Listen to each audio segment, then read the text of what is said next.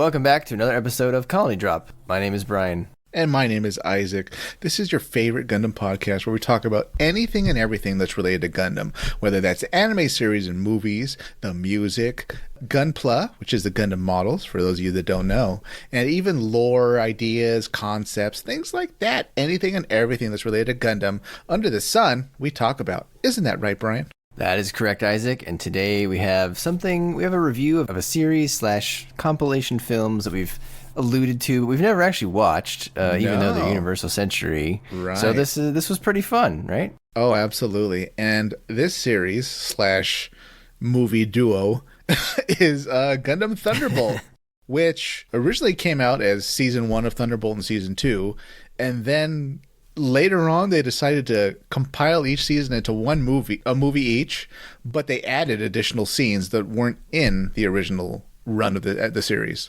That is correct. So Thunderbolt is originally a manga. It started in 2012. Right now it has 22 volumes. But in 2015 through 2017, Sunrise made what's called an original net animation, which is basically like an OVA, but instead of coming out on TV or on Blu-ray and DVD, it comes out directly on the internet. So there was this streaming service, I forget the name, I think it was like Daisuke or something like that Bandai or Sunrise had invested in, I think, and they were using this as one of the things on the service to get people to go, subscribe.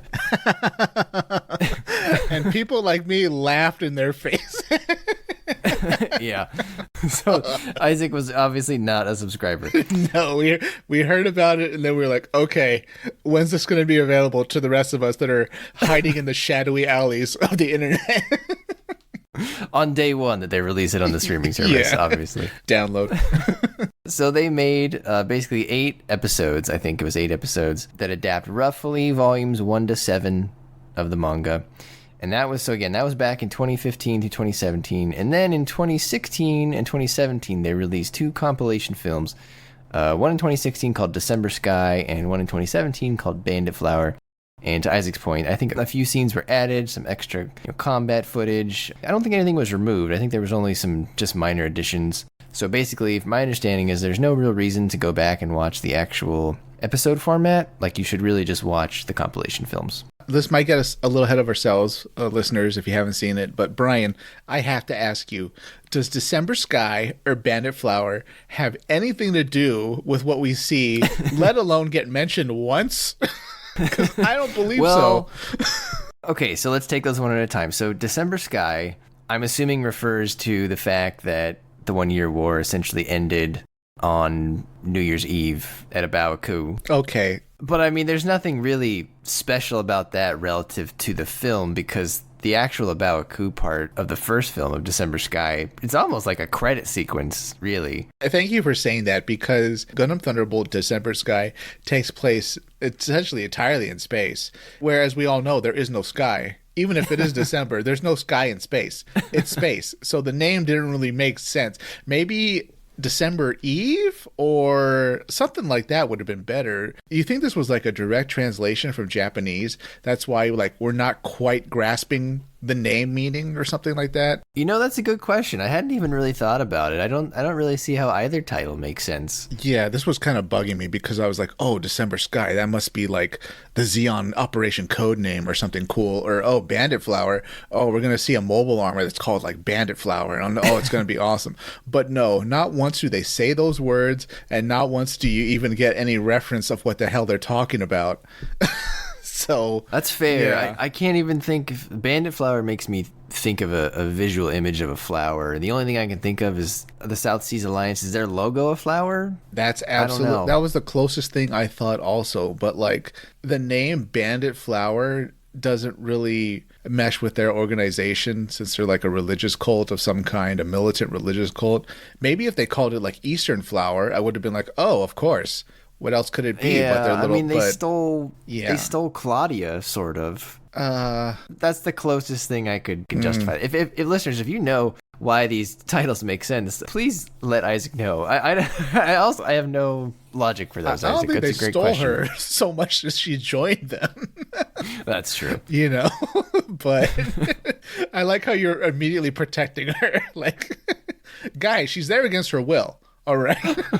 No Federation officer would willingly join a militant cult. I guess we don't even really know, right? Oh, Brian, you're right. She's not there. She's there somewhat against her will because, as we find out later, a lot of people with the South Seas Alliance are, let's just say that their mind is not their own. That is absolutely fair. The South Seas Alliance is quite the antagonist here. Yeah. So in terms of availability, like where can you watch this today? As far as I can tell, the only place to officially watch it is on Blu-ray. I don't see it on Netflix. I don't see it on Crunchyroll. I don't see it on Hulu. I think sometimes it's on Gundam Info, the YouTube channel, but right now it's not. I'm a little surprised that it's not at least on Crunchyroll or Netflix or Hulu, which is generally where one of the series always resides. Okay. Even like Double Zeta, I think, is on Crunchyroll now. So it's a little odd to me that they haven't put this up there. But yeah, so before we go into the summary, Isaac, there were two things I wanted to highlight. One, as I mentioned earlier, this roughly adapts volumes 1 to 7 of the manga.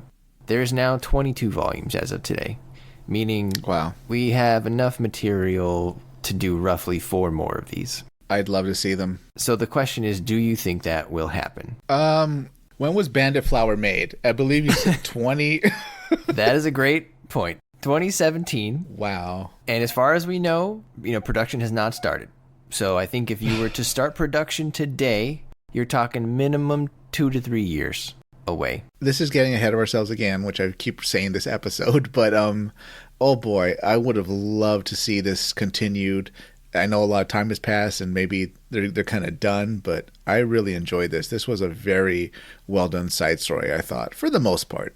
Yeah, I think a lot of people are on that same train of thought. Yeah. If you're hoping for a continuation, I guess what you should cling to is the fact that when season 1 of which took a break, you remember the first cour, Isaac? Oh, yeah. And we had to wait for the second cour. They put 3 shows in that same time block until cour 2 premiered. And those 3 shows were a TV adaptation of the Hathaway movie, the narrative movie, and a TV adaptation of the Thunderbolt compilation films. Okay. So it's relevant enough for them to still put it in the Gundam time slot when they were airing the new show, I guess. And also the producer, the main producer of Gundam, now Hiro Ogata-san, he has said several times that Thunderbolt's not canceled and that they would like to animate the rest of it. Originally, they said they were just waiting for more of the manga to finish. Some people don't really believe that. I think Bandit Flower, for obvious reasons, was not received as well as December Sky. Yeah. So I think a lot of people think they just kind of stopped because it didn't do as well and it didn't sell as many model kits. That's a little bit rumory, though. I mean, no one really knows exactly how many model kits Bandit Flower sold. Maybe it just wasn't as marketable or whatever, but the manga author also around that time, he got tendinitis. He had to go on a long break. He has since recovered and the manga's still going. So I don't know. If you want more of this show, it hasn't been canceled. The producer said it's not been canceled. That said, realistically, to Isaac's point, the last one came out 6 years ago, 2017. If you started today, you're 2 to 3 years minimum away to putting that out. That would put you roughly at a 10-year gap between releases. The pessimist side of me, Isaac, says it's never going to happen. Yeah, I kind of agree. The whole, we like to switch things up and we'll release one movie and then we'll have things that are different for like a couple years and then we'll go back to that movie. That only works if you actually go back to it. Clearly, this was put by the wayside. I don't know if something internal happened with like their writing team or their producers that was specific to the series itself, the anime itself. But for whatever reason, they left it on the cliffhanger, and even though the manga series marched on, yeah, it's a little disappointing that this is as far as we got. I mean, they're also just focusing on other things right now. They have the next, the UC Next 100 project. I think one of the producers on this, or if he's either producer or writer or director or something, is also heavily involved with the Hathaway production. So he obviously can't work on 2 things at the same time. They would have to get another person to do it if they wanted to do both at the same time. I think in general, they're going to prioritize Hathaway over this. So there's just a whole bunch of reasons that I just don't see them going back to it, but they haven't canceled it. So if you want more Thunderbolt, maybe someday you'll get it. I have a hard time seeing it come to fruition, especially given that Bandit Flower wasn't as good as December Sky. Yeah. I kind of actually prefer, Isaac, if they had just left it at December Sky, if they weren't going to finish the whole thing. Yeah, it almost ended somewhat perfectly. It could. It's very one and done. Yeah, but they were like, what if everybody continued? What if it just kept going? Yeah. Yeah, and also Thunderbolt gets further and further away from like normal UC continuity as it goes on. And so I think December Sky still fits very nicely in UC continuity. Bandit Flower starts to get a little wonky for reasons we'll talk about. But Okay. my understanding is beyond Volume 7, you start seeing Gundam Mark IIs, and there's all this history about von Braun City, and it seems to kind of deviate a little bit, and that's kind of what the author wanted. He originally, I guess, there's an interview he did in 2014 where he originally told them, hey, if I'm going to write this, I want to do whatever I want, and they said, yeah, that's fine, go ahead.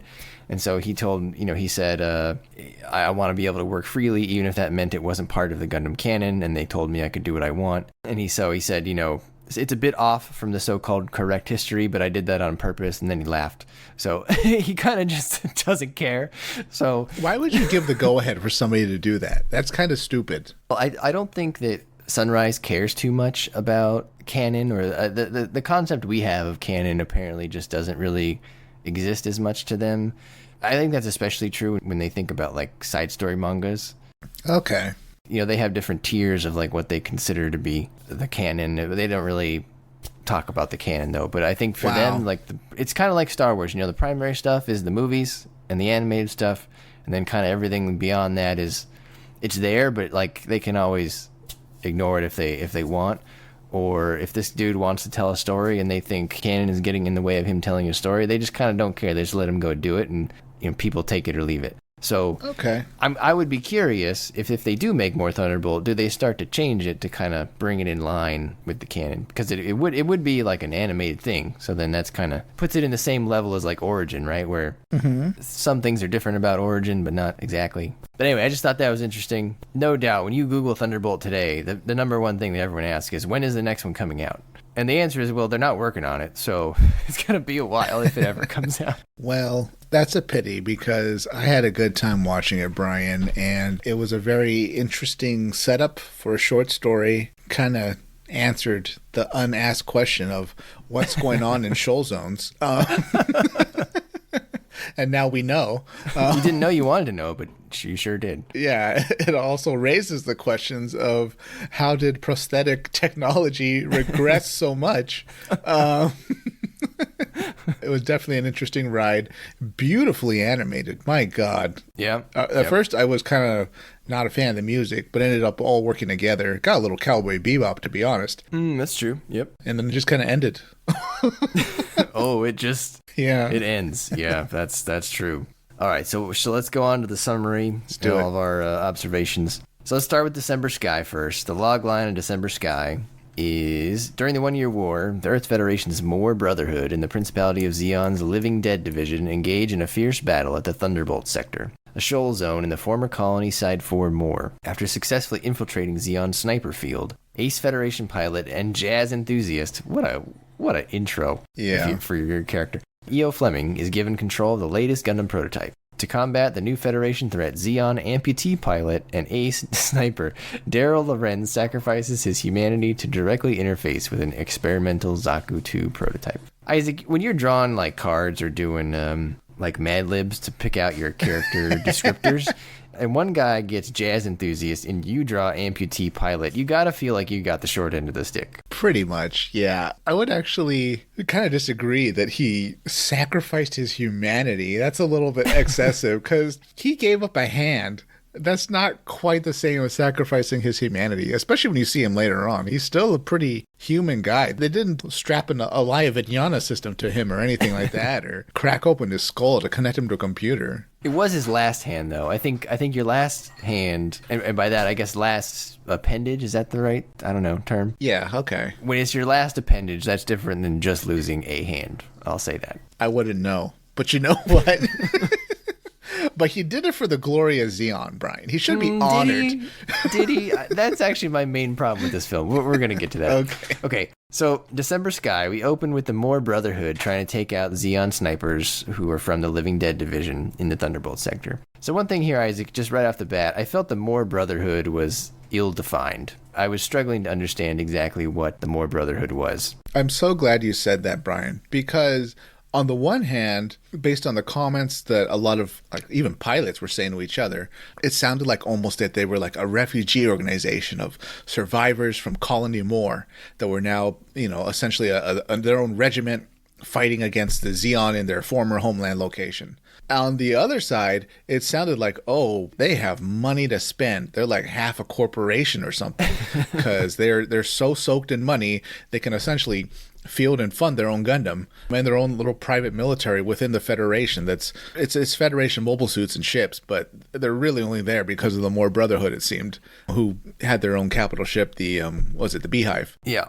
So I wasn't quite sure what they were. It was very bunch concern type organization where they're kind of this, kind of that, and you just kind of go along with it, that they're this nebulous organization. Yeah, and I mean, based on the information on the wiki or other sources, without reading the manga entirely, there's really not a whole lot else behind it. I'm sure there's more in the manga if you read on, but basically they're a volunteer force for the Earth Federation made up of exactly what you said, survivors from Side 4. And as a reminder, listeners, Side 4 was destroyed basically completely, for the most part, during the 1-week battle. I was back, Isaac, when nuclear weapons, biological weapons, chemical weapons were all on the table. That's actually not true, Brian. I think you mean it was liberated by Zeon. Oh. Please continue. It did culminate in the biggest liberation attempt of all, Operation British, the colony drop. They were free for like half a second. Which, as we've established on this podcast, almost destroyed Australia. We'll get to that later. Australian Isaac is cursing us right now. Well, you know what? He's not going to be cursing for much longer when Operation Final Wallaby begins. Anyways, continue. Australian Isaac, at least you're not part of the Living Dead division, so not yet. Take comfort in that. And then the remains of Side 4 are called the Thunderbolt Sector. It's a shoal zone because all this debris, it causes electrical storms.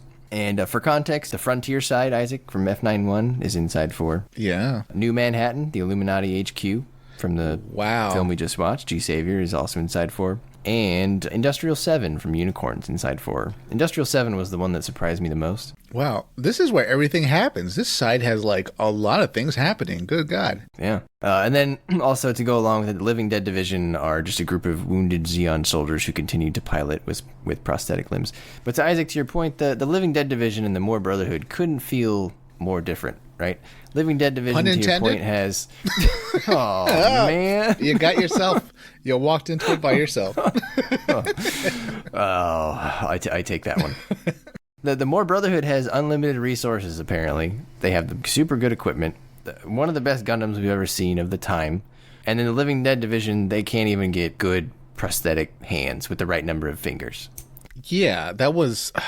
Did they flat out say that there's better prosthetics out there? I don't remember them saying that. I mean, maybe you can attribute it to just it being, they're cut off from supplies and they have to do with what they have. Part of me watching was like, okay, World War II in space, like the original series of Gundam always is. This is clearly a callback to how like the first prosthetics were just kind of hooks.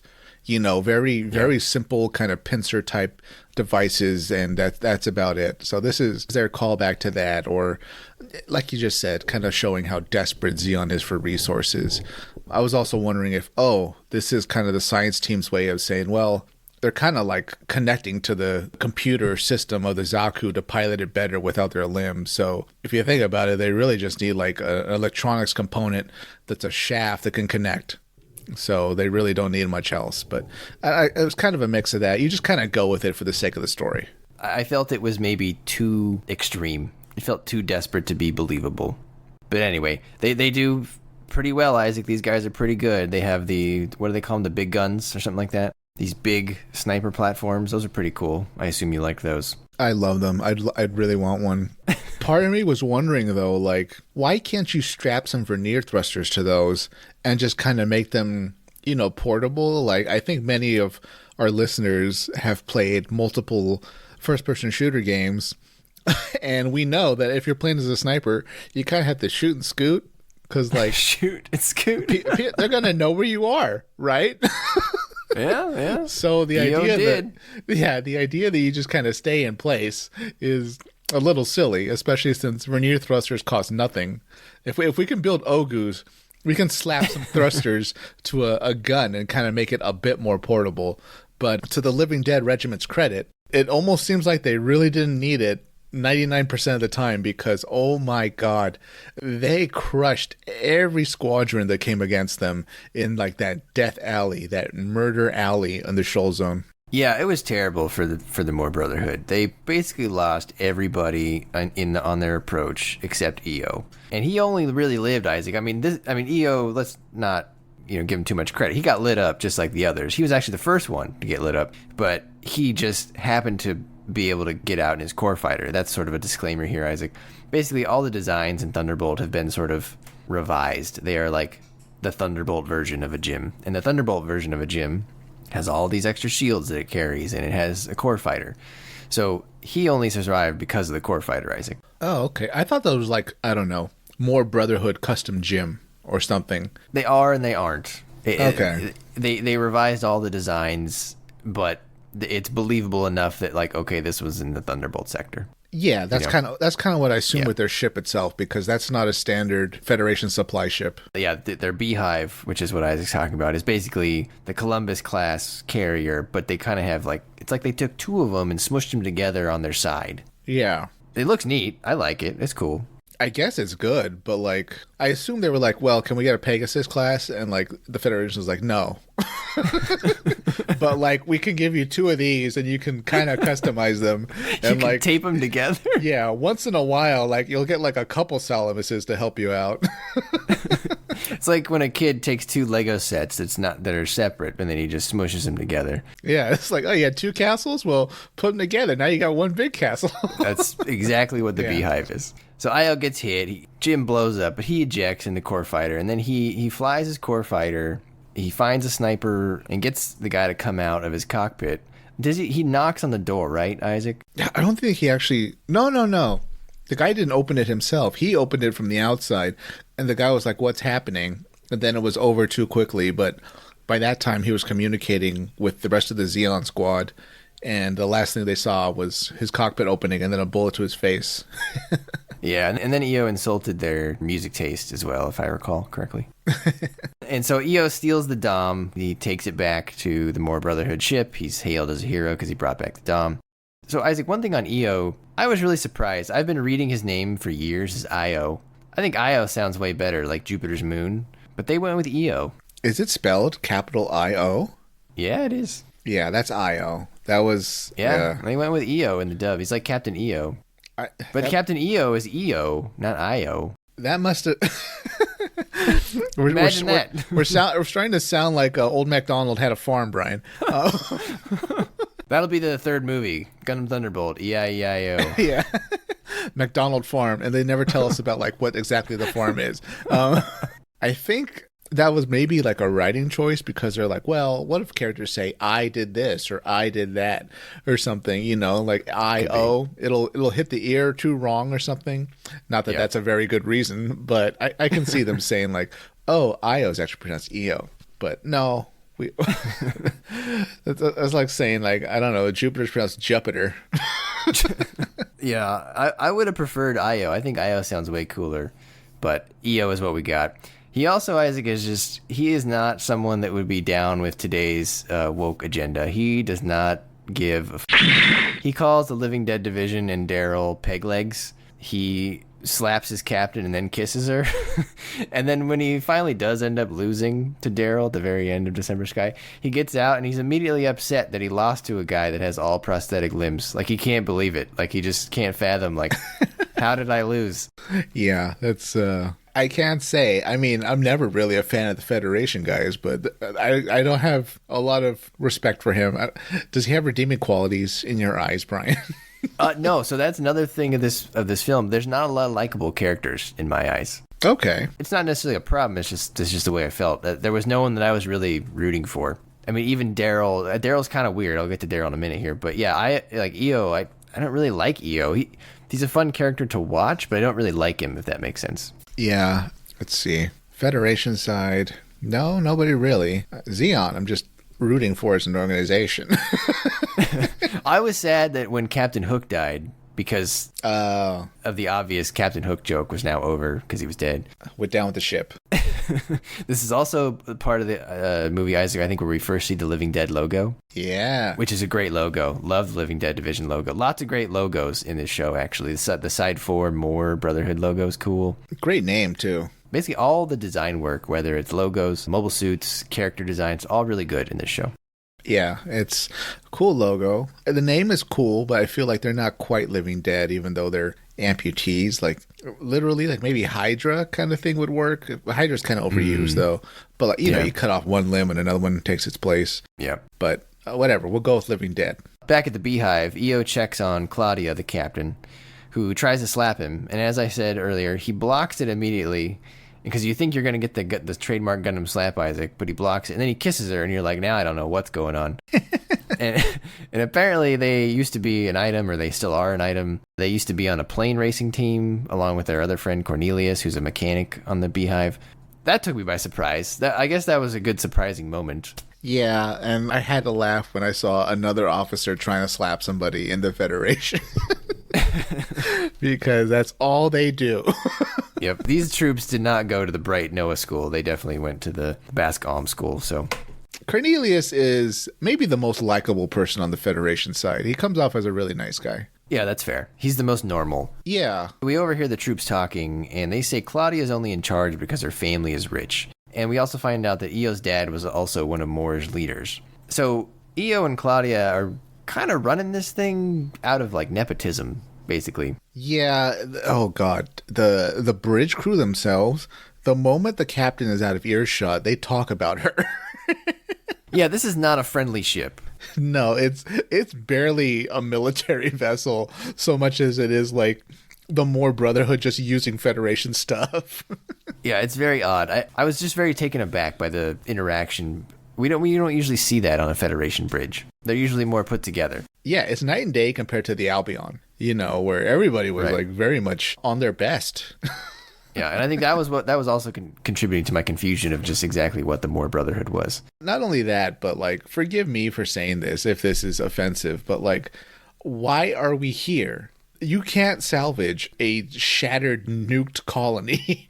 We're fighting over junk. This is a junkyard, a glorified junkyard. That's a good question. I had the same thought. It seemed like it would have been easier to just pick up and leave. Yeah, like, I barely understand why Zeon would even field troops there. Like, well, this kind of gets answered towards the end, but they should all be at a Bawaku or Solomon. There's no point in putting snipers to defend a ruined colony? My only guess is that it was a logical travel route that Zeon needed. Okay, I'll try. I'd have to go look at, like, you know, the chart to see where Side 4 was relative to, you know, Abawaku and Solomon and Side 3, but without looking at it, that's what I would assume. It kind of reminds me of that show based on the Halo games, Red versus Blue. Mm-hmm. They're at the map with two bases, and they're like, well, why do we build a base here? And it's like, well, they built a base here, so we had to build one too. Or Last Exile, you know, why do they have infantry, like, go to the top of the airships and shoot each other with rifles if the airships are already shooting cans at each other? It's like, well, they put their infantry on the top of their airship to shoot at each other, so to shoot at us, so we need to put our infantry on top too and shoot at them. It's like, well...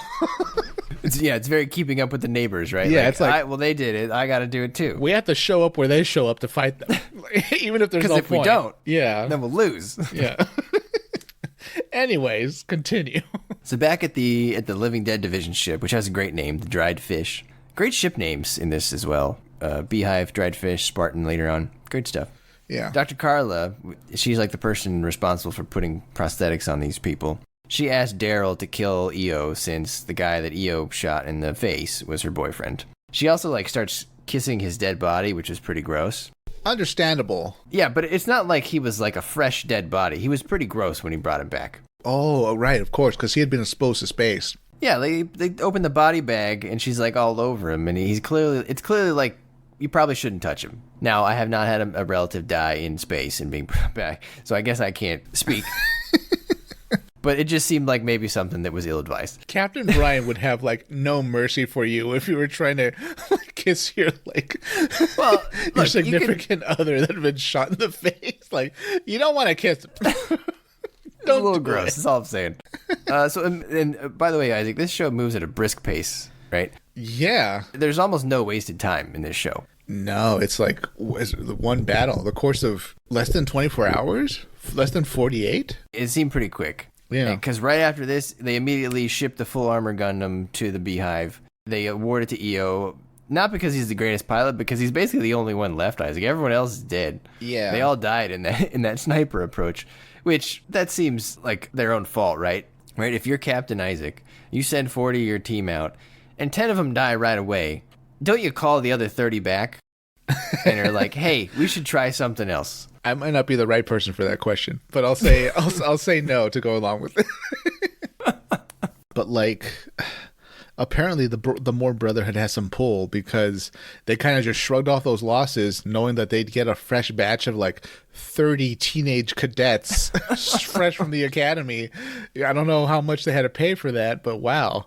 You know, Yeah. They showed up with their own mobile suits, and they were beyond their original starting strength at the start of the episode, at the start of the movie. Yeah, they get all these reinforcements, and now they have the full armor Gundam, and they go up against the Living Dead Division again, and this time, EO just has his way with the Living Dead Division snipers, right? The full armor Gundam is basically unstoppable. All of Daryl's team is either hurt or killed.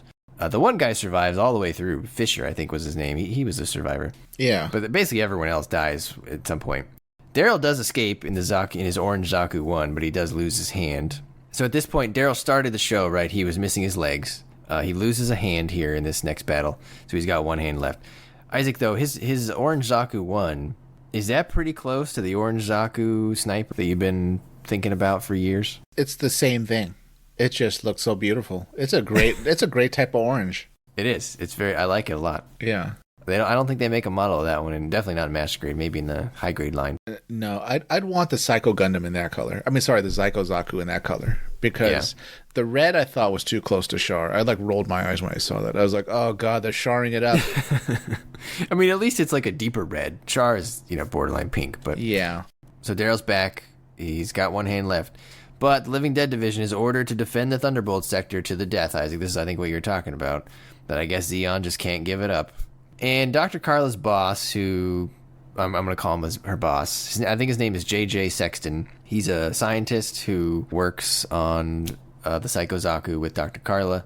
He's like, well, we're just going to use the Psycho Zaku. But you know what? It requires the pilot to have 4 prosthetics, not 3, Isaac. And I gotta be honest, this seems like a pretty big design flaw. I feel like there should be a toggle in there where you don't necessarily have to have all 4. We were gonna have a toggle, but there's no money for it. We don't have money for prosthetics. There's not a lot of pilots that fit the description for this suit. No, and it's just such a silly inclusion almost. Right? Like, you know what would really help with this? If he lost his hand. so Carla, they make Carla cut off Daryl's remaining hand so he can pilot the Zaku. But they give him a promotion, Isaac. So that's what you get in the 1-year war. Zeon, they'll cut off all your limbs, but they'll give you a promotion. It was also like a 1-rank promotion. Right. It's not like he became a general or a captain, No. right? Like, he went up to like ensign or whatever. And like his squad mates are like so happy. They're like, oh, show us your new little rank thing on your collar. And like, that he like can't really catch a bottle that they throw at him in 0 gravity. It's so sad. Yeah. So this is what I don't like about this film. I felt like this film plot was a little bit contrived overall, meaning everyone in the Federation is so unlikable or so extreme. EO is like a high school jock that just grew into the military. And then on the Zeon side, the conditions of the Living Dead Division were too terrible for me to like take seriously. Yeah. And it'd be one thing if it didn't really happen to Daryl. But Daryl's like the main character, right? Or, EO and Daryl. And I don't buy Daryl being okay with them taking his last hand. And then on top of that, getting into a relationship with Dr. Carla, who did it. You know what's even is wacky the right word? I don't know. Let me just say it, Brian. If you recall, Kelly Lasner in 0083 single-handedly designs the Valvaro's controls so they can be used with one hand. Yep, that's true. So he out-engineered this team of engineers. Right, and he's just a pilot. Like he's not. He's not even a scientist. Yeah, so I felt like that's just the image that they wanted to give, which is fine. I understand. It's a striking image, and it definitely has an emotional impact when you think, oh, this dude had to give up his last hand to do it. I just didn't really believe the situation that got him into it, Yeah. And it's one thing for them to do it by force, and he was like, no, absolutely not. I will not take.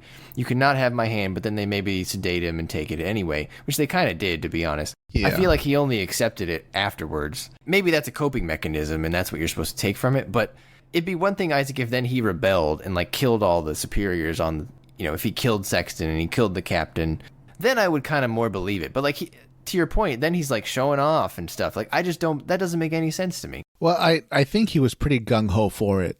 Like, what's her name? The doctor. She was a bit more hesitant, clearly, because it flies in the face of, Yeah, but I also thought he was like on the verge of tears, right, when they were doing it. Oh, I didn't really notice that. He seemed more concerned about her because they were kind of developing a connection. Yeah. But it seemed more like he was ready to do whatever was asked of him for Zeon. That said, though, I completely agree with you how contrived this is, how much they're like grabbing the viewer's face and just rubbing it into, oh my God, they're amputees in the war, Right. Isn't war horrible? This is Gundam. Yes. Isn't war horrible? And what kind of throws this whole situation in the story off kilter for me is the fact that they told us this is a Psycho Zaku, which means it has a psycommu system, which means it's relying upon your brainwaves. It doesn't matter how you interface with the controls so much as being like a new type and being able to use it better, right? I don't know if it has a psycommu. Does it? I think that's what they said. Let's check. That's the psycho part. It kind of doesn't make sense if it doesn't have a psycommu, given that Psycho is in the name. But well, it has the Reuse P Psycho device, a next-generation operating system that has a potential to operate a mobile suit like a pilot's arms and legs by communicating the mobile suit's drive directly via electric signal transmitted from the pilot's brain. It's kind of like a psycommu, but not exactly. It's basically like a psycommu if you're not a new type, because instead you're using it with the electrical signals from your, in this case, what'd you call them? Rods, basically? Yeah, the electronic rods that they swapped out your limbs for. But it's a psycommu substitute, basically. Yeah, the name Psycho Zaku itself, there should have been like his brain connected to wires or something, Yeah.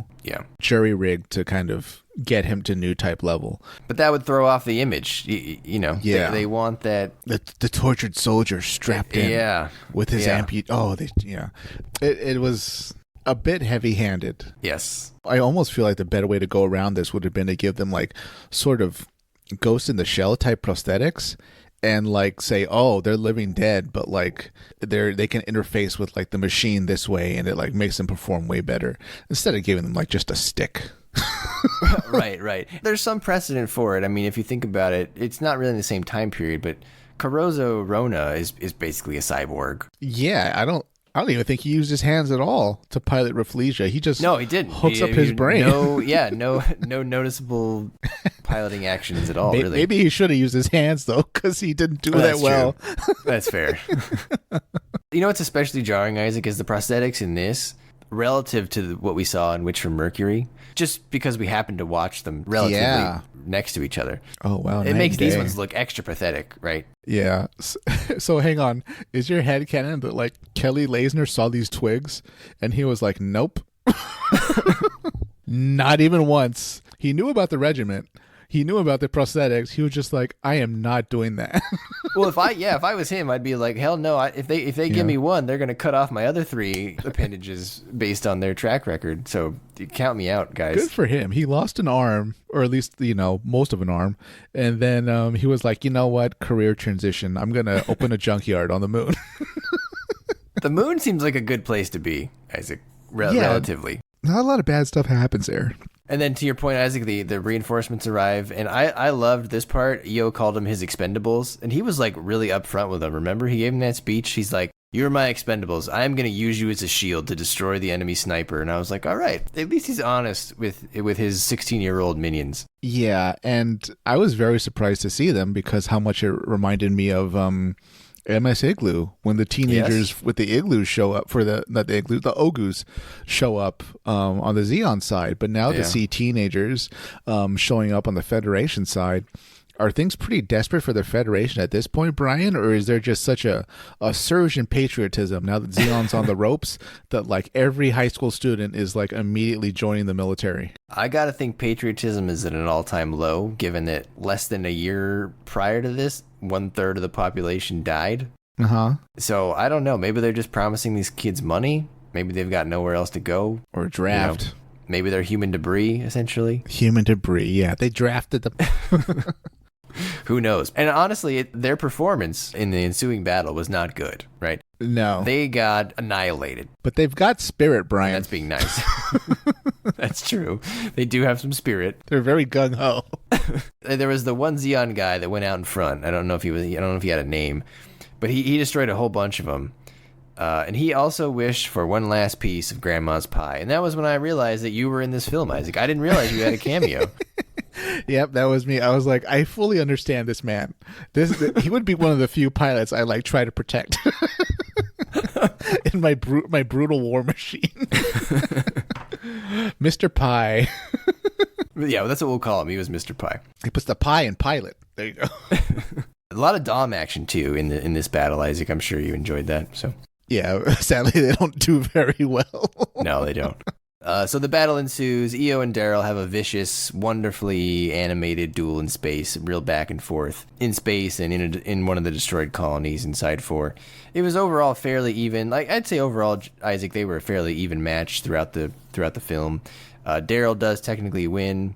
At worst, you could call it a draw, I guess. I mean, Daryl kind of had Io dead to rights earlier, but a lightning bolt blocked his sniper shot by chance. That was such BS. I thought to myself, oh my God, are they going to reveal that, like, Io is a new type?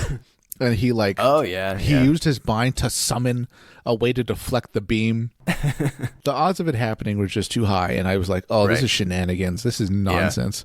Yeah. I agree with you. I 100%. I didn't initially like that, but then it evened out at the end because then at the end, Daryl was about to lose and a lightning strike woke him up and allowed him to stab the full armor Gundam. So karma kind of evened itself out. So I was okay with that. I think if you do it that way, it's a good storytelling device. But if they had just left it, Isaac, I agree, and Io had won, I would have been upset if I was a Daryl fan. Brian, it was karma and also one of the best looking animated, beautiful groups of Gelgoogs moving in to kind of mop up the battlefield, protect any remaining Zeon, and just essentially arrest Io. Did you break out your Zeon flag? Were you flying it, while you were watching it on TV? Oh, pretty much, yeah. I was just cheering and pumping my fist, and I was like, round them up, boys. When that first Gelgoog stepped on the scene, were you just like, oh, it was that Vince McMahon meme, right, where he's looking at Stacy Keibler, and he just your eyes just cross-eyed, and you fall back in your chair. Yeah, oh, there it is. That was the moment. Oh, it was great. I even liked the color, and it looked like they had some type of, I thought they were railguns or something. Custom cable-connected beam weapon? Something like that? Did you catch they just that? had some redesigned guns, and they had extra propellant tanks and stuff. They really reminded me of the ones from 0083 out of all the Gelgoogs, for sure. Yeah. On my headcanon, I was kind of like, are these Marines? They're kind of colored identical to what, Shima's goons were. Yeah, they were pretty neat. I liked them a lot. Yeah, they were great, and they didn't even try to destroy the Gundam. They were just like, all right, this is over. Yeah, I was just going to sit here for a while. You're under arrest. Yeah. That whole scene was interesting too, right? The Living Dead division, Daryl had his friend mortally wound the Beehive, but then the Federation immediately killed his friend in that sniper thing, the big gun. That was kind of sad for that guy. Yeah. But the Beehive being disabled, they had to go find more oxygen. I think that was their problem, right? And Io at this point had also disabled the dried fish. So the Beehive people tried to take over the dried fish, but then that's when the Gelgoogs came. They took the more Brotherhood captive. What really surprised me, Isaac, was the hatred for Claudia. The internal hatred for Claudia boiled over, and her number 2 on the bridge shot her, and she got sucked out into space. Yeah, he does it when the bridge is destroyed along with almost the rest of the ship, and the bridge like integrity is compromised to the point that like the second after he shoots her, he also gets sucked into space and dies. Right. There was no point. Why did he do that? How much can you hate someone where like when you should be evacuating? Well, he was actually kind of dead because I think stuff like debris fell on him. Yeah, that's right. She helped him, right? She took the debris off of him, and she's like, "Oh my God, are you okay? Like, let's go. We gotta escape." And then he shot her. What a dick! I'm not okay, and neither will you be. Yeah, then blam. You like, but don't worry, everyone. She's not dead. Somehow she comes back. The more Brotherhood really needs to invest more into like their HR to do like background checks on people. Because like, how did this guy end up being like the first mate of the ship underneath Claudia, and he has such dislike for her? Well, that's what I was wondering. I wasn't clear. Is the reason they don't like her so much because he wasn't more Brotherhood? Like, were some people on the bridge Federation only and not part of the more Brotherhood? It definitely sounded like they were outside of the more Brotherhood. Like, yeah, she was in charge. She was from the more Brotherhood. Looked like a lot of the pilots and the crew were, but maybe when the more Brotherhood got together, they're like, look, we're still going to need some like technical people and stuff like that, lower officers and stuff. Just pay the Federation, whatever, to like have them deployed with us. And they got, Officer Grump. And he was not at all down with this pointless campaign to try to seize a junkyard. Yeah, he was just not having it. So he shoots her. She gets sucked out into space. And then I thought this was an interesting choice, right, Isaac? Then we see the Abaoku ship scene. But then in Bandit Flower, they greatly expand the Abaoku scene, and we get like a longer version of it, which was kind of neat. It was so cool finally seeing what the command center of Abaoku looks like, because we never see it. Oh, yeah, absolutely. The Zeon there were all in their own unique white uniforms, so more canon lore for me. As far as what Zeon was actually wearing in the command center. Normal viewers of this are like, I'm so glad I got to see those amputees fight. Meanwhile, Isaac's like, it was such a good movie because I got to see the uniforms in Abaoku. Yeah. And what the command center looks like. That crisp white command center. As Isaac watches at home, waving his Zeon flag and throwing his Makuve ascot over his shoulder.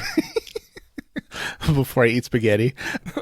Oh, one of the coolest scenes was on the dried fish when the Federation, what's left of their crew, storm it from the beehive, and they've got everyone at gunpoint. Some of the remaining Zeon on the ship were like planning to just kind of draw them in and then explode the reactor, right? Yeah. Then it doesn't go well, or whoever was supposed to do it didn't like pull it off, right? Yeah, it didn't work. Didn't he try to do it and like it didn't work? So then they were going to have to do it a different way, and then that's when the gyms come, which I assume is what you're talking about. Yeah, that was so awesome. 3 of the Zeons are like, I guess they had like a 3-man switch or something, and boy, did they stand in the wrong spot because a gym, and this was a brilliant move by the pilot and whoever else was communicating to him. The gym puts like his beam saber over where they're standing and then activates it so it goes through the outer hull of the ship down into the ship itself and just incinerates the people holding the device. And I've never seen anything like that, Brian. It was amazing. They were gone in a flash. Like they were there one moment and then gone the next. Yeah, it was great. Oh, what a great scene. I mean, I guess if you're going to get killed in the world of Gundam, that's a pretty good way to go because it's got to be painless. It almost seemed faster than being hit by the solar system or the solar ray. Oh, I agree. Yeah. You wouldn't even know. No, you wouldn't. But man, that was cool. And yeah, that's December Sky. Except for the little bit of the Abaoku part, but that's in the Bandit Flower part too. So. Io gets arrested, and they're giving him the business. Naked, by the way, because I guess that's how we treat prisoners in the Universal Century. There's like an officer watching him. 2 guys are beating up Io, and the officer's like, "All right, you had your 2 minutes, Yeah, that's enough. Get out of here." And then Daryl walks up, and the officer's like, "All right, it's your turn." So yeah, again, this Abaoku scene, it's in December Sky, kind of like over the credits almost, and then it also recurs in Bandit Flower, but a little expanded. So at Abaoku, as Isaac said, the dried fish crash lands on Abaoku. I guess not the dried fish at this point. They had moved. No, they had been relocated to a Guazine, I think, right? No, that was a chevet, I think, that fell. Oh, it was a chevet. Okay. Yeah. So they had been relocated to a chevet. Yeah, that makes more sense. They wouldn't give these guys a Guazine. Come on. No, come on. They don't even have legs. They can't drive a Guazine. You're not going to look good in a Gwazi unless you have legs and arms. It's like you're like denying that application. I'll just point this out.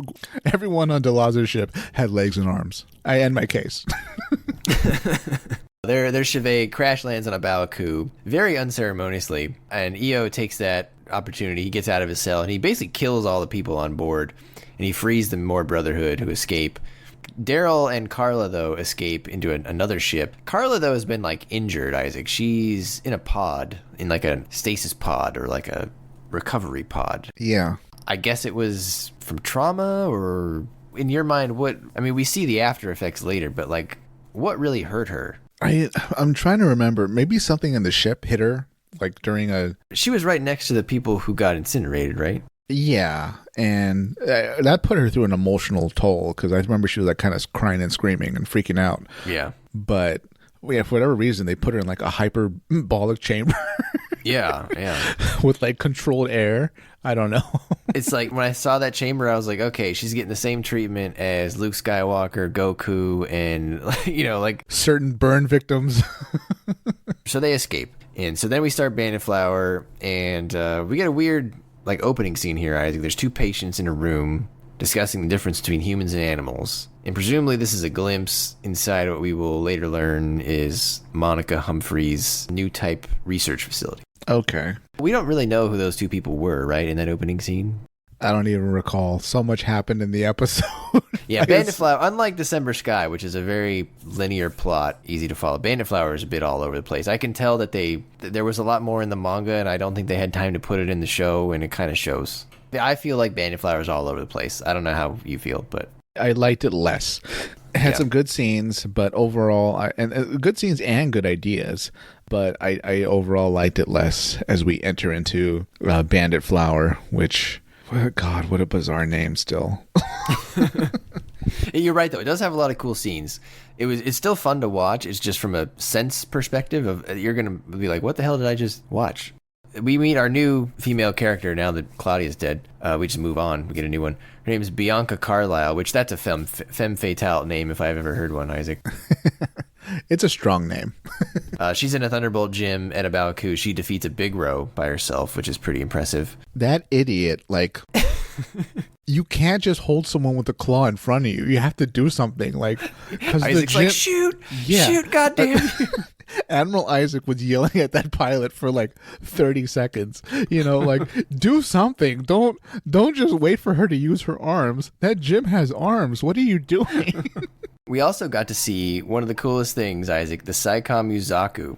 And it was being piloted by Ensign Billy, who's going to join our Zeon Remnant Force in a little bit here on Earth. And he's wearing one of those big new type helmets from the 1 Year War, which we saw Lala and Shalia Bull wear. That was fun. I like the psycommu Zaku. Yeah, it looked like it was their proto to the Zeon, because same approach with the legs. The only difference is it got like some wire-guided weapons. Yeah, it had the same kind of arm weapons too, so that was neat. And I just like that one because that was an old thing from like the Mobile Suit Variations, and probably in the early 80s, I would imagine. And so it finally made it into a show. That's pretty neat. And then Isaac, you had to like this part, right? Inside Baoku, as stuff's really going down, there's a squad of Dozel Custom Zaku 2s futilely fighting off some what are called Gym Gundam heads. Yeah. What did she call them? The pilot that was there on the Federation side, they weren't called Royal Guard. They were called something else. It was something similar to that. Special Services or something like that. Whatever. They had their own specific name, because I assume they're the final line of defense that protects the command center. Yeah. Seeing those Dozel Custom Zakus was really neat, because that, again, was, I think, from Mobile Suit Variations, and they actually have a model of that, which Isaac owns, because I got it for him for Christmas like 10 years ago. Right. It's a great looking Zaku. Yeah, and oh god. So to get to see it in animation, pretty neat. The final Zaku too, he went out like a champ because he lost his gun, I think. He did, it got shot, so he switched to Heat Hawk, and he was going to charge that line even though it was like 100 feet away. Yeah, the poor guy was never going to make it. Those Gundam heads, I did not like that design. I thought those were ugly. Oh, I just went along with it. I was like, of course there'd be this custom here. Because why wouldn't there be?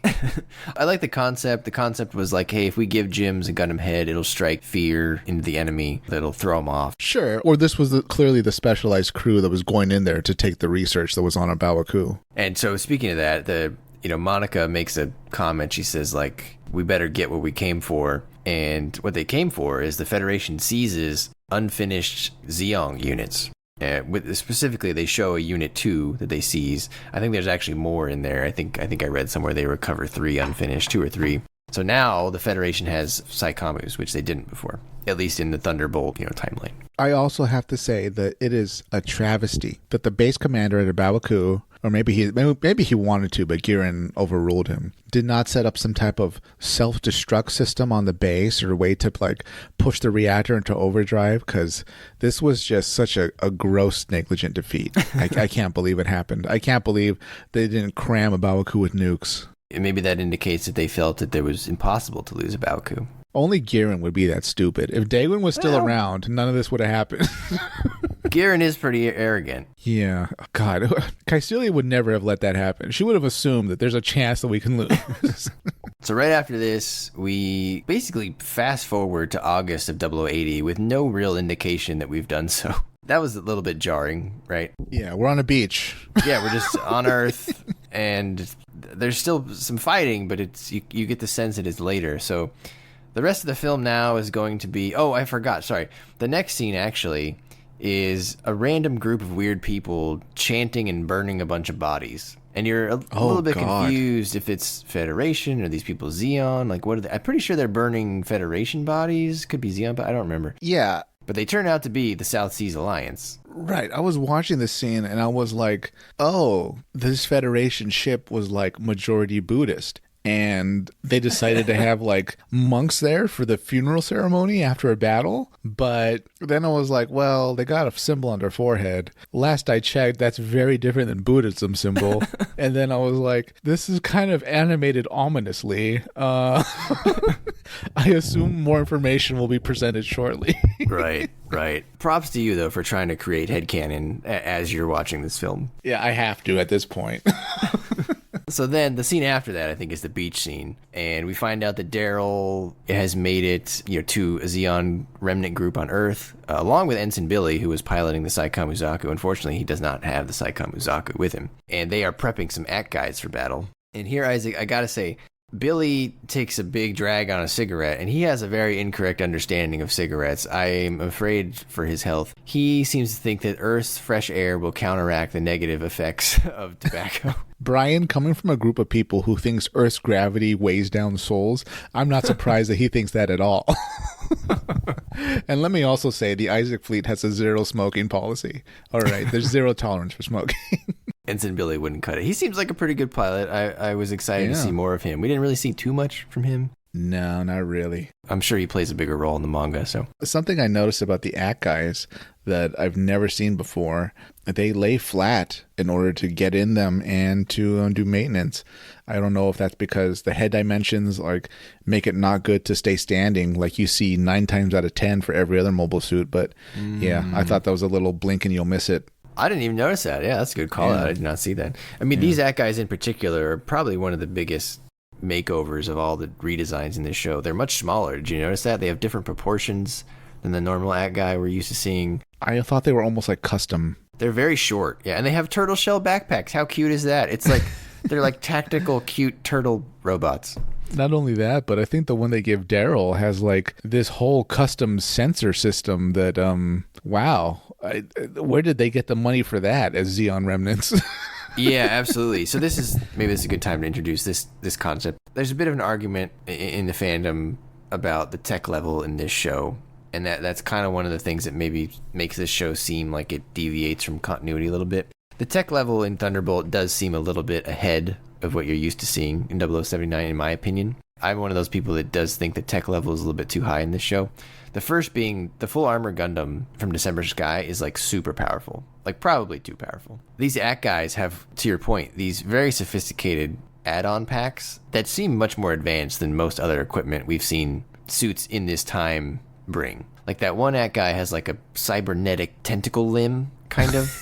Yeah. The one, to your point, has the big sensor array. One has a flamethrower pack. They've got those, was it the fizzy yarn or whatever the hell they called it that blocks the beams? I mean, it's plausible, but it also seems, and we haven't even gotten to the Atlas Gundam yet. Don't even get me started on that. But yeah, there's just a lot of little things in the show that seem a little bit more advanced than what you're used to seeing. Do you feel the same way, or where do you come down on that argument? I tend to headcanon everything, so the only logic I could go with is more Brotherhood has money. They really doubled down on their Gundam, and that's what they got. They got full armored Gundam, and boy, does it perform great. What's left of the Living Dead Regiment, to their credit, they do have a few new characters. There's a few new scientists and technicians with them. So I assume those guys and women might punch above their weight. And guess what? They were given lemons and they made lemonade. So that's what they were able to produce.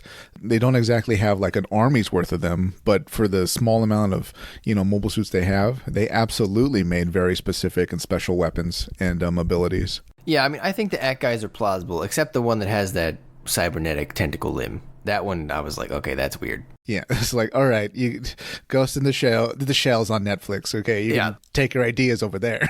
That's some like nanotech shit, like I don't know how that thing is moving so freely. I think the tech level feels, again, we haven't gotten to the Atlas Gundam, so maybe I should save it till then, but the tech level feels after 0083. Yeah, it might even be past Zeta.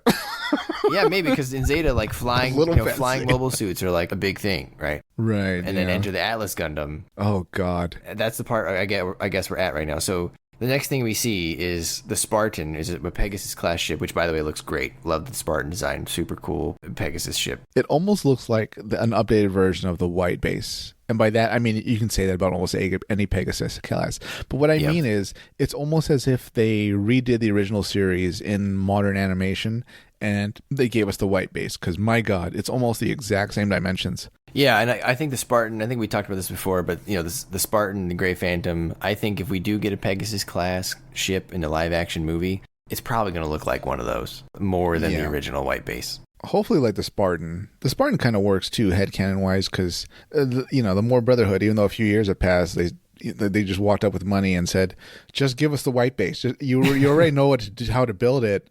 You may even have one backed up. Just give it to us or click print.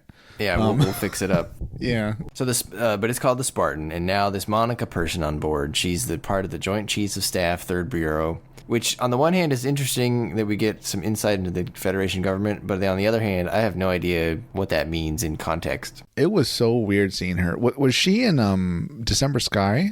Yeah, she was for a little bit, right? I went back and checked my notes, and I couldn't find a mention of her in December Sky. Okay. It's possible she was. I felt like she was, but I didn't actually write it down. I felt like if she was, I would have wrote it down. So she might only be in Bandit Flower. But even being in Bandit Flower, she's basically, without going further in the story, I assume she has a lot more to say in the manga. But here, she basically is an exposition device. She doesn't really do anything. She's such an enigma, because I vaguely remember her in December Sky. I'm going to say, she was in a command center, and she was sitting in like the command chair, which I thought was very interesting, because she's not really dressed as like an officer we've seen. She has an officer uniform like Revel or anybody else in the Federation would wear that's high up, but she has like a lab coat over it. And then when she's in the Spartan, oh boy, the captain of the Spartan is not happy to have her there. He's polite, but the moment she's not looking towards him, he lets his face show exactly what he thinks about her. So it's very mysterious what her role is in the Federation. For the more Brotherhood, she's got some pull since she's a high enough rank that she's on the ship, but yeah, she clearly doesn't really know too much what she's doing. She can't even buckle her seat. She needed assistance to buckle her seat, and I'm not trying to be mean to people that have grandparents that need that help. I'm kind of in that position too, but yeah, she shouldn't be on the ship if you can't buckle your seatbelt. Especially on the bridge, Right, during combat operations. So she's up to something. She's got some role to play, and she's always kind of knows more than she leads on. And I think Io was a half rude to her, right? Yeah, later on, basically at the very end of the film, he starts getting a little uppity with her for good reason. And then she kind of just divulges all this plot information. And you're like, oh, okay, thanks, I guess. Yeah. Like, that seems important. Anyways, back to where we were, Brian. The Spartans coming in the atmosphere. Yeah, I mean, basically, the rest of this film is basically going to be the Federation and Zeon going after the South Seas Alliance, because we find out the South Seas Alliance, they actually have the remains of the Psycho Zaku, even though it was detonated at Abaku, or shortly thereafter, or shortly before. And they also have possession, I guess, but the scientist who was Carla's boss, J.J. Sexton, is also with them. So basically, left unchecked, the South Seas Alliance is going to be able to revive the Psycho Zaku and make more of them. Both sides don't want the South Seas Alliance to have the Psycho Zaku. They want to take it for themselves. In doing so, the Federation is going to have 2 skirmishes in this film with Zeon remnants. So the first one, the Spartan is descending in Earth atmosphere. They're entering Earth's atmosphere when a nearby Musai launches a Komusai kamikaze attack. I liked, Isaac, that the pilots of the Komusai were having their last cigars. Pretty ballsy. Yeah, that was pretty cool. And even the captain was like kind of giving them the obligatory, glad you're sacrificing yourself for us and Zeon in this attack that will never fail at all, because attacking with a Komusai capsule has never gone wrong, let alone happened. What could go wrong? Yeah, what could go wrong throwing one object in the atmosphere at another object in an atmosphere? I mean, in their defense, it was going according to plan until maybe one of the most ridiculous displays of overpoweredness we've seen in Gundam happens. We also see some Medeas on Earth. We find out they're carrying the Atlas Gundam, and it's now piloted by Io. He launches, and by launch, I mean he kind of just flies out of the Medeas, and he flies basically into space by himself. That's how powerful Atlas is. With its, I forget what they're called, but the little things that are attached to the legs, they look really odd. I call them like the skis. Yeah, the skis. That's fair. The little, because they do everything. They can ski. They can be boats. They can be submarines. They can be boats. They can take you into space. It's the Swiss Army knife for your ankles. It's ridiculous. What's ridiculous about this situation, though, or maybe not ridiculous, I don't know if the word I'm looking for is a little silly, is did nobody remember on the Zeon side what happened when this same situation happened with Char's forces in like episode 2 of Gundam? This is literally the first thing the Gundam did almost. Maybe word didn't get back to them, but at least in that situation, the Gundam their object was to like get the Gundam to re-enter by itself, and maybe it'll burn up. Yeah. That was fine. But this one, he just goes straight from the ground, uses the skis, and just goes into space and cleaves the Komusai in half. And then he gets on the Spartan. He's like, hey guys, I'm here. Good thing I was here. Atlas Gundam's here. Everything's cool. That thing seems so overpowered to me. Yeah, it's, say what you will about the More Brotherhood. They might not have the numbers, but boy, they put all their money into like one mobile suit. Yeah, and then we find out that the More Brotherhood also developed the Atlas Gundam. So Of course they did.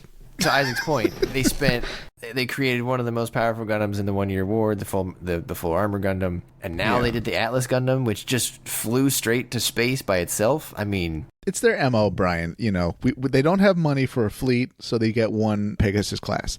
They don't have money for multiple Gundams, so they put all their money into one Gundam and like maybe a couple of supporting gyms, but that's about it. This is the point where I tipped into that side of the argument that the tech level in this show is too high relative to the time frame, which is the introduction of the Atlas Gundam. I don't know if Atlas is an acronym or anything like that, but my headcanon was Atlas. Not only does it mean like a world map, but Atlas carried the world on his back, or that's whatever they said in mythology. So this mobile suit, as we see very soon and multiple times, is good in all terrains and all situations. Yeah, there's even more instances later on when I still feel it's overpowered beyond just even the flying. So the More Brotherhood said, look, we're going to have one Gundam. It has to be good in almost every environment and every situation. That's it. That's the one we want. Make it. They don't even say who made it, right? Brian. What gets me about that one is if Anaheim made it, then they would have the plans and they could duplicate this later. But we don't really see those. We don't see the skis later. So it's also very Anaheim to say, look, the More Brotherhood paid for this. You're gonna have to pay what they did if you want to get this. Yeah, that's fair. As far as we're concerned, this product doesn't exist. This is on our secret menu. Yeah, I just don't see how you justify like that being in 0080 and then the best thing they put out in 0083 is like Unit 1 without the backpack. Well, Unit 1 was clearly the Purpleton project. It was not the More Brotherhood project, which had massive amounts of money compared to, Nina and the budget she got from Anaheim. Also, Cohen was running, that Gundam project. So his approach is like, nuke the colony, as opposed to the more Brotherhood, whose plan is, we need something that's a Swiss Army knife that we can kind of use in almost every situation. Not, definitely not nuke the colonies, because that's what happened to our home. Yeah, I mean, I'm fine with it being okay in all situations, but it seemed like it was too good in every situation. Yeah. I mean, part of that, though, kind of meshes with the fact that it's going up against old mobile suits. This is a very new suit compared to what it's going up against. Yeah, that's fair. So we also at this point find out that the South Seas Alliance are building up forces and they're planning to become independent from the Earth Federation. This, Isaac, I think is a very good angle to take. We've never seen this before. I think it's a great plot. It's so interesting as an idea that, I mean, we all know the Federation is made up of different regions and stuff, but we've kind of never heard of a region kind of trying to secede and, become their own thing. But it's pretty interesting, though, that a part of Earth would say, look, Zeon just showed us how it's done. Even though Zeon fought the war and lost, they're still independent as the Republic of Zeon. Why don't we just go for it and we can be our own thing? I think it's a good storyline to take. Maybe if we read the manga, maybe we can see more where it goes, because it doesn't really go too far in Bandit Flower, but yeah. I think it's a great idea. Also, I like how it even still fits in a canon as far as like, well, of course we didn't hear about it. The Federation absolutely doesn't want, the rest of the Earth sphere finding out that part of Earth wanted to go rogue, essentially. And yeah, you're never going to hear about this because the whole operation is to silence them. Yeah, I mean, I think based on what we've seen in Bandit Flower, I think it could fit in canon fine. I think based on what I read kind of beyond that, it does seem like things get a little wacky. The South Seas Alliance gets pretty powerful and et cetera, et cetera. But so that's why I'm interested if if they further adapt it, like would they change things and make it more normal, or would they just go full bore and keep what's in the manga? I don't know. I haven't read ahead, so I'm not sure what you mean by how powerful they get. But I mean, the Federation has, as we've seen with Victory and all kinds of Crossbone and all kinds of Gundam series or manga, the Federation just, it is nigh invulnerable. No matter how powerful their opponent is, it just gets back up and just steamrolls its enemy very slowly and with all its weight. They should probably call the Federation Hydra. Yeah, or I don't know. I'm trying to think of what else in mythology would fit. I don't know. Hydra works pretty. Yeah, maybe not even Phoenix, because no one ever burns the whole Federation to the ground, except the production of the G Savior film. Yeah, that showed us that the Federation died with a whimper. Not a bang, as multiple factions have tried. So in addition to just amassing forces, there's kind of like a second rub to it, right? That not only are they this independent faction from the Federation, but they are also a cult, led by a new type named Lavan Fu, who Monica reveals used to be one of her patients at her new type research facility. So there's your new type cult, Isaac. Now, we didn't get a whole lot of it in the show, but I mean, did the beginnings live up to your expectations, I guess? I mean, we didn't really see too much, so hard to tell. Yeah, I'm still, I'll have to reserve judgment because I'm not quite sure what they believe. Are they worshiping new types? It seems like they're more worshiping this one guy because he has, multiple pilots in the cult say, oh, I can see his vision, or I can see his light, his face filled with light or something like that. So it's more worshiping him, not so much like the idea of new types or humanity evolving into new types. Oh, that's true. Yeah, that's fair. He's basically mind controlling them. So not exactly your idea, but it is a cult. I think one thing that they did not do a good job of in this film, and I think they do a better job in the manga based on what I read, is they didn't really tell us like how he made all this happen, right? Why did these people join this cult? How does he have so many people? Because like if he's really mind controlling all that many people, like he's one of the most powerful new types we've ever seen, if not the most powerful. It could have been so easily and well done in like a flashback of like the lab, things go wrong with him as a patient, and like you just see him, leaving the ruined lab on fire or something, and like he's being followed by followers already or something like that. It just show us, not tell us. I read that in the manga they go into more detail about how he recruited people. It sounds like people became very religious after the colony fell, and things are not going well on Earth, and it's not like people are itching to join the Federation, right? So he appeals to their religious side or what is. Anyway, I haven't read it, but that sounds like there's more there than what we got in the film. Because in the film, it's just like this guy's running the cult and he has all these people, and it's like, that's a lot of people. That sounds so much better already. That sounds very much like a real world cult. Rather than, magic guy can mind control people. This is more like, well, he can do some type of influencing of some kind, but cults really don't need magic to work. They just need people willing to believe in them and the usual manipulative people that run cults. Yeah. So yeah, I totally buy that. And that's so great that you pointed out that, the colony fell. So, things probably weren't great in that part of the world. I bet a lot of his recruits are from Australia, which, as we know, was leveled. Australian Isaac, are you in the South Seas Alliance and do you need help? He's a card-carrying member of the South. I'm kidding. I'm kidding, Australian Isaac. We love you. What was I saying? Yeah. So, of course, there wouldn't be love for the Federation. And also, of course, Zeon kind of led the way as far as showing that, you can get away with it. Even if you lose the war, you can still keep your autonomy. So at this point, Isaac, maybe one of the coolest scenes in the show, Bianca Carlisle gets a tattoo on her left butt cheek for Operation Thunderbolt. This is one of the few remaining untattooed pieces on her body. And I have a question for you, Isaac. Would this be a good group tattoo for us and other Gundam friends to get? Operation Thunderbolt butt cheek tattoos. I feel like that needs to go on our list of merch ideas, like temporary Operation Thunderbolt tattoos for your butt cheeks. Wow. Temporary, yes, I can do that. Permanent, no. and speaking of permanent tattoos, she looks like a barista from Seattle. My God in heaven. How is that regulation? Well, I say what you will about Zeon, but we're not big on tattoos. So I think it's pretty clear that I was shocked, Brian, to see the sight of her covered like she was the wall of a public bathroom. She is the female equivalent of EO. I guess. Yeah. Like, EO is the extreme, I don't care about nothing guy. She is the perfect match for him. And they basically are a perfect match, right? They both like jazz. They end up having jam sessions together. Tattoos. I don't get it. Anyways. So there's a second skirmish here where the Federation has, again, some amphibious suits, some Zagoks, and a guy in a GOG. The GOG, I think, out of all the redesigned suits, Isaac, has the best redesign. The new GOG is a 100% improvement over the old GOG. Yeah, I do. And I think I speak for the both of us when I say that we're kind of always happy to see GOGs, right? And high GOGs.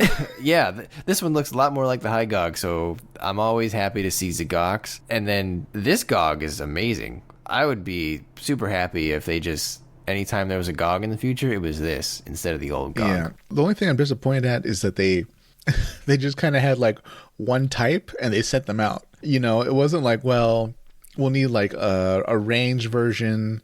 The Ace will get his own custom one. Instead, they're like, well, just need to, Control C and send them out. Nobody was like, well, what if there's different situations where we, need them to do different things? It's like, nope, send out the same one. It's the stock GOG. Order 100, send them all out. That's all I need. This part of the show, I think, had the part that you were most upset about. This is where basically the amphibious battle, right? So the Atlas takes some hits from the Zagoks. Again, I think this is another part where it's too overpowered. The Zagoks are just hammering on this thing, and EO doesn't really know what to do, so he just folds his arms for a while and lets the Zagoks hit the Atlas Gundam. Oh my God. I mean, that's too much for me. Yeah, what's it made out of? Jesus Christ. Yeah, well, they even say, oh, it's, it's Luna Titanium or whatever. But, like, it's not indestructible. No, and like even the GOG said that because they like rope him up with their chains. Right. Which as a Zeon, I have to say, what the hell are you doing with chains instead of like, the heat tentacle, which as we all know works very well. Right. This was a regression technology. God, titanium chains. What the heck are you doing? Maybe that's all they had on Earth. They are remnants, I guess. Ridiculous. But anyways, he should have been ripped to pieces, being pulled on by like 6 other mobile suits at the same time. I agree. But whatever, I'll go with it. This is the Atlas. It's so special. Oh, he's got that main character plot armor. Yeah, and the Gundam has got Gundam armor. So he kills them with these like stakes that inject them with expanding goo. That was pretty cool. We don't see that ever again, really, but that was neat. Yeah, that was like an immobilizing chemical weapon. It was very interesting. It was new. Yeah, I'll definitely agree with that. Yeah. And then he fights mobile armor underwater, a Grublo, of course. But Isaac, it dies to the same weakness that all mobile armors have, which is beam saber to the cockpit. The Grublo gets compressed into like a very small sphere. It was quite impressive. I was surprised that they did that, as opposed to like, in shows whenever they show like a submarine go down or something, it's always like an explosion of just like gray mist, which is kind of, I assume, not really what happens, because why would there be mist? So back to Daryl, who he's visiting Carla. She's now regressed to a pre-adolescent stage after a Baoku, but his presence stabilizes her. She calls him daddy, but like not in like a kinky way. She grabs his prosthetic hand like she grabbed her father's prosthetic hand. Their relationship just gets weirder and weirder, Isaac. I continue to just not like, I just don't understand. I just don't like it. I thought this was a dream because it was just so weird, right? Unfortunately, it was not a dream, Isaac. No, I was like, why is she calling him that? Like, I thought, oh, she thinks he's her father and this is a nightmare, post-traumatic war dream or something. Yeah. And she's going to wake up. But no, she didn't wake up. Right. Nope. And I was like, oh my God, they really did this to her character. Yeah. I mean, maybe she'll wake up. Maybe she wakes up later in the manga. I don't know. But for right now, it's not looking too good for her, so...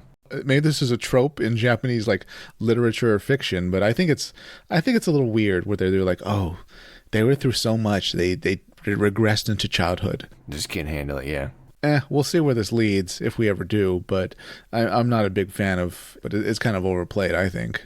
Daryl goes into South Seas territory with his team of Akgeist, and their job is to retrieve an informant who I guess has information on the South Seas Alliance. I felt like they did a bad job of explaining why Daryl's team was even there. Like, eventually you learn they're picking up an informant, but it came like, I felt like I didn't really understand that until the mission was half over. Yeah, it also felt like the informant was pretty bad at like following through on actually getting picked up. Because like it seemed like he was leaving very late to get to the meeting point. Yeah, I didn't feel like he was taking the rendezvous time or location very seriously.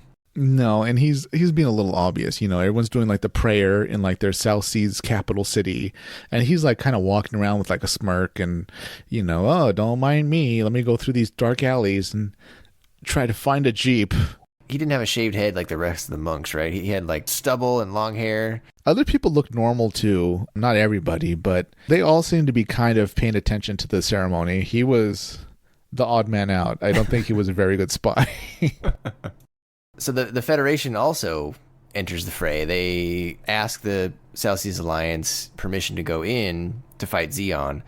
But then all of a sudden, Isaac, Claudia answers on behalf of the South Seas Alliance and denies the Federation. And the manga must have more backstory on why Claudia is alive all of a sudden, because that comes out of nowhere in this film, and it's very jarring. She had to have been picked up by them and then brainwashed, or she willingly joined them because of, we didn't really go into this too much, but she was not doing well as captain. She developed like a substance problem. She was, having a relationship with one of the pilots, which maybe if you're a veteran, you can tell me that, yeah, that does happen once in a while. It's just something not talked about. But I don't think it's great for the chain of command or for, operational capabilities. So right. She should not have been captain. No, she shouldn't have. And to your point, she wasn't doing very well. And that's what makes Monica's explanation of what's going on later make even less sense to me. So basically the rest of this show is, I feel like Daryl's team was kind of just like the B plot in this. I feel like Daryl was really minimized in Bandit Flower. Yeah. EO gets most of the spotlight, and basically he goes around with Bianca, jumping on all the South Seas Alliance Dodais, trying to find Claudia because he thinks Claudia is in one of the Dodais, and she is. And he eventually finds her, and he asks her to say his name, and she doesn't say his name, and then EO falls down or whatever, and he goes back to the ship. But when he gets back to the ship, that's what you mentioned earlier, that he gets really mad at Monica, and that's when she kind of does this info dump. And she's like, oh, well, I knew that the South Seas Alliance had Claudia, and I knew that because I noticed recently that their commanding got a lot better. And I was like, that makes no sense. She was a terrible commander. Having her would not help your war effort, based on what we saw of her. Yeah, she's damaged goods. Yeah, and so Monica's like, well, I saved you, EO, so that I could then use you to get to Claudia. And then she says, oh, but also the Flemings, EO's family, I guess, paid handsomely. So EO's family is still rich, even though his dad's dead. Yeah, not just dead, but like he blew his brains out. Yeah, he committed suicide. Yeah. It looks like EO either saw it or just came in like very soon after. Right. Yeah. Is it implied that this was happening as the colony was under attack or a different time? When EO found his dad? Yeah. I interpreted it to be happening, during the 1 week. Oh, okay. During the 1 week battle. Most likely, or maybe shortly thereafter. I mean, I guess maybe it wasn't during the 1 week battle because didn't EO fly in a core fighter? I don't know. It must have been a little bit later. Yeah, the colony wasn't doing well. Yeah. I think the dad saw the writing on the wall. I think in the manga, EO's dad ends up being like very important and okay. Spoilers, but I'm pretty sure he basically creates Von Braun City as sort of this terrarium to preserve the future. Anyway, it gets a little conceptual, but oh boy, yeah. I hate it already. So is Monica so gung-ho about the Moore Brotherhood as a member of it that she really wants Claudia because Claudia is one of them? She would essentially bend over backwards and do all this for anybody that was part of the Moore Brotherhood that got roped into a cult. Is that what we're to infer? I don't know. I don't even know if she's actually a member of the Moore Brotherhood. I thought she would have to be. Why else would she be there on the Spartan? Maybe they're paying her. I don't know. Okay. Well, so she's essentially Federation New Type Labs. Yeah, that's the way I took it, which I feel like is also a little bit weird because based on the other shows and stuff I've read, and again, not read everything, I didn't think that Federation really had much new type stuff until after the war. No, that was all Zeon stuff. And I mean, even when the Federation did see the value in new types, they kind of dragged their feet about it. Yeah, they don't really like them. I mean, they've essentially put Amuro under house arrest for years because they don't really want him doing anything. Yeah, the Titans were not waving the new type flag. They weren't down with that. But that's what makes this confusing to me, Isaac, because she says, she reveals that Levon Fu was in her new type facility and has brain damage after decades of experiments on him. So now I'm to understand that she's been doing new type research for decades and we're only in UC 0080? How can someone with brain damage run a cult? Like, wouldn't they be... Oh boy. She reveals his powers were enhanced, so I guess he's essentially a Federation cyber new type, if I'm following correctly. Some type of cult type. She has a really funny sentence which I thought you'd find hilarious. She says, due to decades of research which began when he was a child, he sustained serious damage to his brain, which is why he created his own religion. Yes, I think that's how most of these religions get started. I thought that sentence by itself was hilarious, depending on your stance on religion. So, or the writer's views on religion, because in the UC we rarely see religion, so for them to make it essentially the main villain in this movie is pretty interesting. Yeah, it's definitely an interesting take that we don't see often. So now we know Claudia is alive and well with the cult. Yeah, but I still don't understand, like, why does she care so much about Claudia? She wasn't a great captain. To your point, there must be some sort of deeper link here between Monica and Claudia and why she cares so much about getting her back. Oh, you think they're going to reveal it's her daughter or something like that? Oh, maybe. I don't know. There could be some sort of link. Okay. But I think the problem is it's not really explained, so it just feels kind of random. And also, it's just random that Claudia even showed back up, because we saw her get shot and get sucked out into space. Yeah, like taking a swing in the dark, I was kind of thinking, after the war, because of how bad of a captain she was, now she's like an agent. She's a Federation agent, and she's like deep in cover. And like she's infiltrated the South Seas Alliance, and she's going to take them down from the inside. And that's what she's working on. But then I was like, maybe they're doing the whole thing of like, she had like a near-death experience, and that whole situation on the bridge of the Beehive, it really affected her. And what happened? She found comfort in the arms of this evil cult. So it's going to be about EO having to fight her and like get her to see reason and redeem her and save her. Yeah, very well could be. I mean, I think I like that better than whatever was presented in Bandit Flower. So it just seems kind of like an empty, a dangling thread along with others. Like, for example, Daryl and team, they did end up picking up their informant. Yeah. But that part seemed very inconsequential to basically anything in the rest of the film. Right, yeah. Can't he just send any information he got, like, electronically over voice or something? No. Why did it have to be in person? He wasn't leaving with documents, it looked like, Yeah, I don't know. If anything, this tipped off the South Seas Alliance, because they're so gung-ho. They even sent guys in jeeps to go fight mobile suits. Yeah. They didn't care at all. Yeah, they invade the Spartan and fight hand to hand, right? And that was another thing that was left. dangling, Isaac. They invade the Spartan. They fight to the death. They put these charm stickers all over the ship as they go, which is pretty unsettling. Yeah. But then one of the South Seas Alliance members finds who I guess is a mole on the Spartan. Yeah. And gives him a pouch. And then the mole kills him. We didn't know who the mole was, right? It was either a pilot or a member of like the maintenance team, I think. Oh, was it? Okay, maybe I just didn't recognize him. Yeah, that was bizarre. I think Monica at one point says like, oh, they're not well trained, as she's like watching the battles happen in like the hallways of the ship. Yeah, the only other thing that gave some insight to Monica was there was a line. Oh, it was when Claudia was refusing them entry into airspace. Claudia questions whether Operation Thunderbolt is really sanctioned by the Federation. Okay. Monica smiles and she says she is well informed. Ah. So now that makes me sense that Thunderbolt is not really a Federation operation at all. Without having read the manga, I'm going to guess that Thunderbolt is basically a cover for something the more Brotherhood wants to do. And or Monica. I can't really figure out if she's actually part of the more Brotherhood or not. Well, this leaves me wanting more. Like, because I would really like some clarification about what's going on.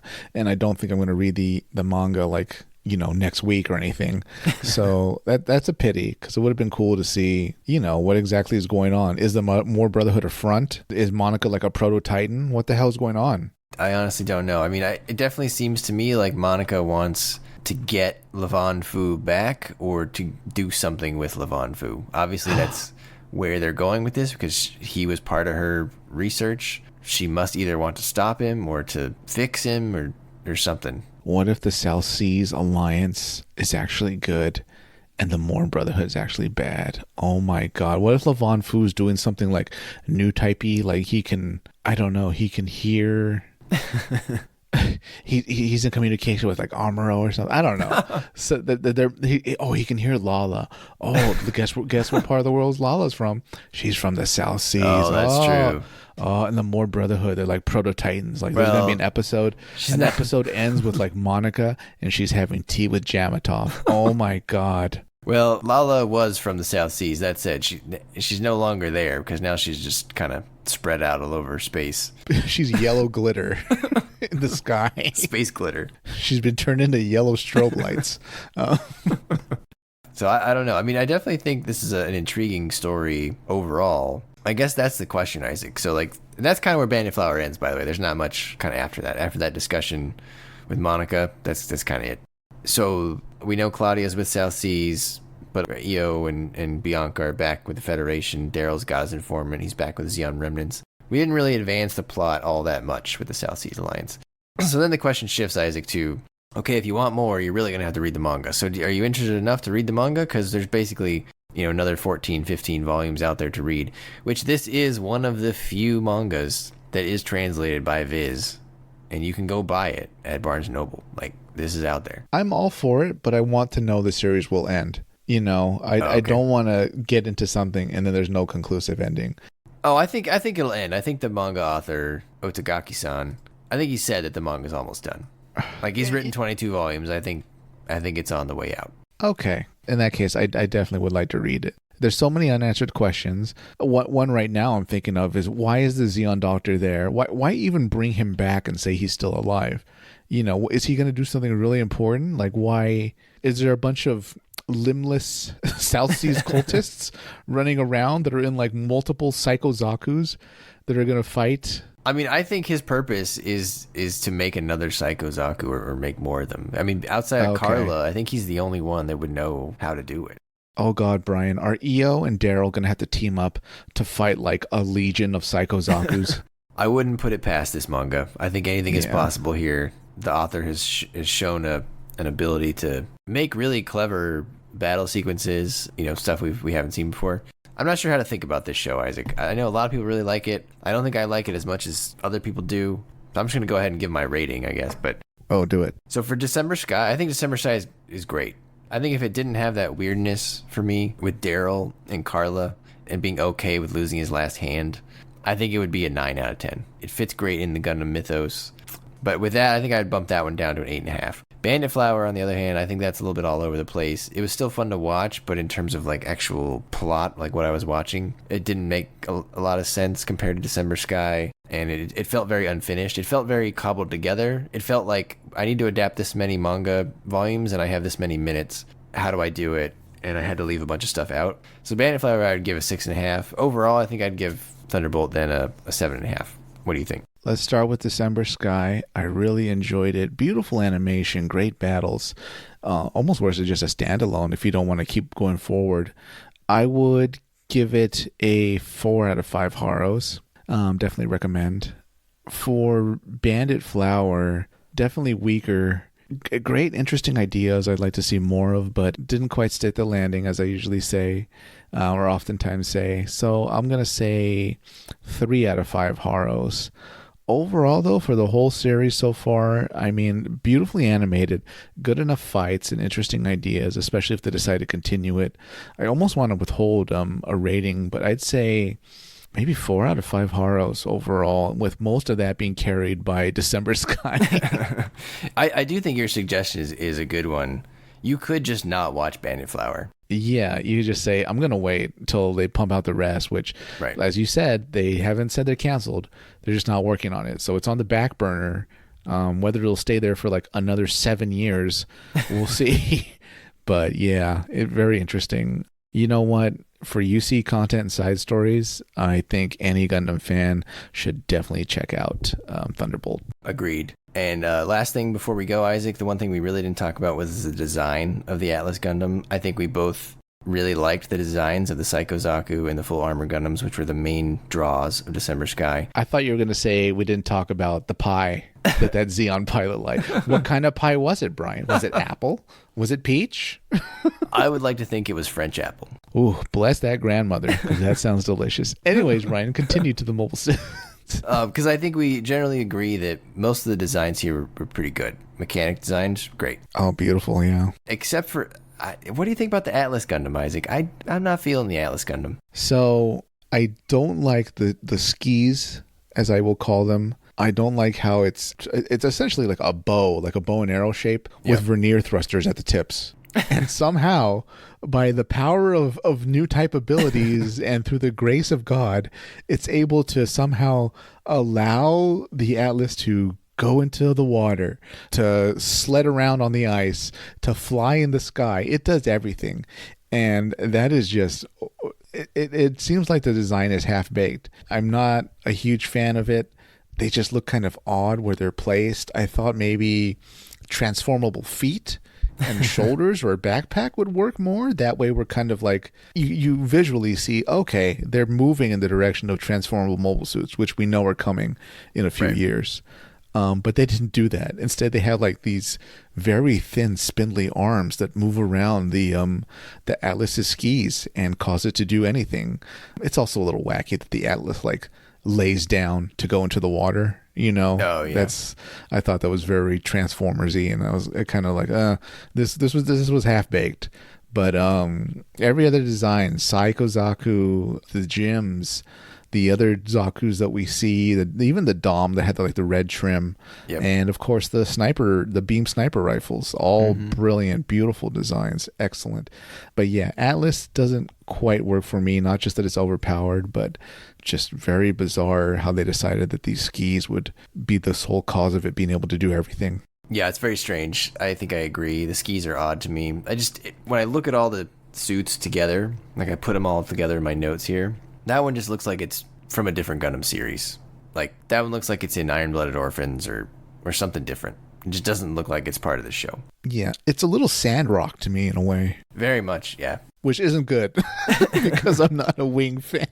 And then one other thing. So Isaac, the part about this show that you don't like the most, right, is the amphibious fight where the ice falls on the gyms. Oh my God, I completely forgot. Yes, there is a part where they're fighting in the ice and like underneath in the water, and just like the G.I. Joe movie, the course of combat and their enemy causes the ice to begin falling down and crushing enemies in the water, which is impossible because ice floats. It was such nonsense. Like I couldn't believe what I was seeing. So yes, in this canon, in this timeline, ice sinks. I think what made me laugh the most about that scene wasn't the fact that the ice sank.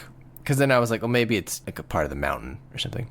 The mountain floating on the water? Sure. Yeah, it was it was the fact that these are gym marine types. So they're meant to work in water. But like they couldn't swim away from the slowly sinking ice. No, they were doing about as well as those teenage cadets that the Federation sent over were doing. Absolutely. Like the ice was slowly approaching them. And they were like, I can't get away. And I was like, but you're in the marine type. Yeah. Like, isn't the one thing that you should be good at is going fast underwater? You guys don't understand. You're the Federation Gogs. You should be very good in the water.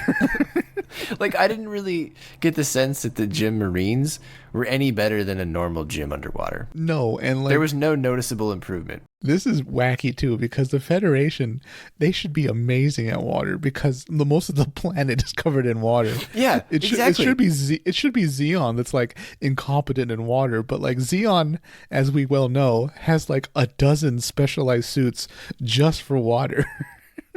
That might be the biggest paradox in Gundam. Yeah, Zeon, to Zeon's credit, their strategists and scientists looked at the world like before the invasion and they're like, look, this is mostly water.